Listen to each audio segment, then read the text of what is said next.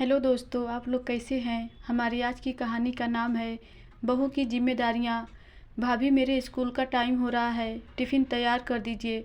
श्रुति ने बिस्तर पर लेटी अपनी भाभी से कहा। अभी देती हूँ, कहते हुए नंदिता उठने की कोशिश करने लगी। तभी तनुजा आ गई और बोली, दीदी आप आराम कीजिए, श्रुति अपना टिफ़िन खुद तैयार कर लेगी। लेकिन छोटी भाभी, मुझे पराठे बनाने नहीं आते और हमेशा से भाभी ही मेरा टिफ़िन बनाती। श्रुति के शिकायत भरे स्वर सुनकर तनुजा चीख पड़ी। तो क्या दीदी पैदा होते ही पराठे बनाने लगी थीं? सुनकर नंदिता और श्रुति सकते में आ गईं। उसके सास ससुर आपस में क्या हुआ कहते हुए नंदिता के कमरे में आ गए। संयुक्त परिवार में जन्मी तनुजा अपनी माँ को हमेशा घर के कामों में उलझे देखा था। कभी उसके चाचा कहते, भाभी मेरा लंच, तो कभी उसके पापा कहते, सुनो मेरा शर्ट नहीं मिल रहा है। उसकी माँ शर्ट देने जाती, तब तक में उसकी दादी आवाज़ लगा देती, बहू जरा मालिश वाली तेल की शीशी तो दे देना। एक दिन उसने अपने दादी से पूछ लिया कि माँ इतना काम क्यों करती है, तो दादी उसके सर पर हाथ फेरते हुए बोली, बिटिया तेरी माँ इस घर की बड़ी बहू है ना, तो उसकी जिम्मेदारियाँ कभी ख़त्म नहीं होंगी। अभी तेरे चाचा बुआ का कर रही है, फिर तेरे बच्चों। वो सुन रही थी, लेकिन उसे कुछ समझ नहीं आ रहा था। बड़े होने पर वो माँ को कहती कि चाचा बुआ को अपना काम खुद करने को कहो। जवाब में उसकी माँ हंस देती, तो उसे बहुत गुस्सा आता और वही उसका स्वभाव बन गया। किसी के साथ कुछ गलत होता देखती तो वो तुरंत विरोध करती और इसीलिए उसकी सहेलियाँ उसे झांसी की रानी कहकर बुलाने लगे थे। पढ़ाई पूरी होने के बाद तनुजा जॉब करना चाहती थी। तभी उसके पिता के मित्र ने बताया कि मेरी बहन का छोटा बेटा आनंद मुंबई के सॉफ्टवेयर कंपनी में नौकरी करता है, आप लोग उससे मिल लें, तनुजा भी देख ले। शायद आनंद की पर्सनालिटी और बात विचार से तनुजा बहुत प्रभावित हुई। उसकी माँ ने कहा, जेठ नंद वाले घर में मेरी बेटी का मेरे जैसा ही हाल होगा। तभी उसके पिता बोले, हमारी तनु को कौन सा वहाँ रहना है, उसे तो आनंद के साथ मुंबई रहना है, एक आध दिन के लिए कुछ फर्क नहीं पड़ता है। इस तरह तनुजा आनंद की पत्नी बनकर मुंबई चली गई।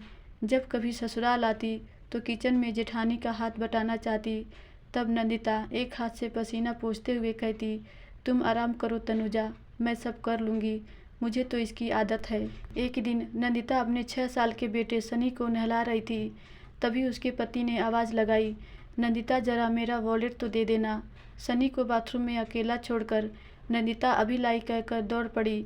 तनुजा को बहुत गुस्सा आया। वह नंदिता से बोली, दीदी वॉलेट तो भैया खुद भी ले सकते थे, आप क्यों। सनी को ठंड लग जाती तो तनुजा हंसते हुए बोली, कुछ नहीं होता है तनुजा, उनको काम करने की आदत नहीं है ना।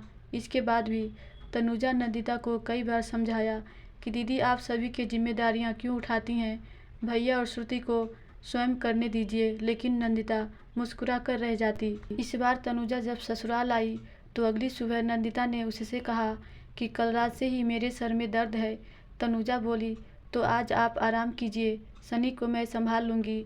उसी समय श्रुति ने नंदिता को टिफ़िन बनाने को कहा तो वह फट पड़ी।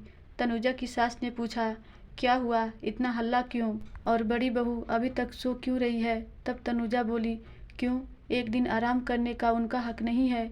तनु चुप रहो। आनंद ने उसे रोकने की कोशिश की, लेकिन वो बोलती रही, जब से मैं आई हूँ दीदी को एक पैर पर सबकी सेवा करते ही देखा है। कोई उनसे नाश्ते की फरमाइश करता है तो कोई उन्हें कपड़े इस्त्री करने को कहता है। हाँ तो क्या हुआ, वो घर की बड़ी बहू है, उसे तो करना ही है, उसकी जिम्मेदारियाँ कभी खत्म नहीं होंगी।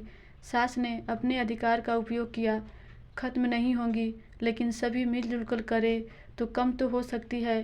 तनुजा बोली तो सभी एक स्वर में बोल पड़े, क्या मतलब। तब वह नंद के कंधे पर हाथ रखकर बोली, श्रुति तुम तो अब सयानी हो चुकी हो, सहेलियों के संग पार्टी कर सकती हो, तो अपनी भाभी के कामों में भी थोड़ा हाथ बटा सकती हो। दीदी ने भी सीखा है तो तुम भी पराठे बनाना, कपड़े इस्त्री करना सीख जाओगी। सुनकर श्रुति ने हाँ भाभी कहते हुए नज़रें झुका ली। फिर तनुजा अपनी सास को बोली, माँ जी आपके घुटने में दर्द रहता है तो बैठे बैठे ही सब्जियाँ तो काट ही सकती हैं। दीदी भी ऊपर नीचे करते करते थक जाती हैं, आप कभी कभी श्रुति से मालिश करवा लिया कीजिए, आखिर उसे भी तो एक दिन ससुराल जाना ही है, वहाँ उसे सब ताना मारेंगे कि माँ ने कुछ नहीं सिखाया। तो क्या आपको अच्छा लगेगा?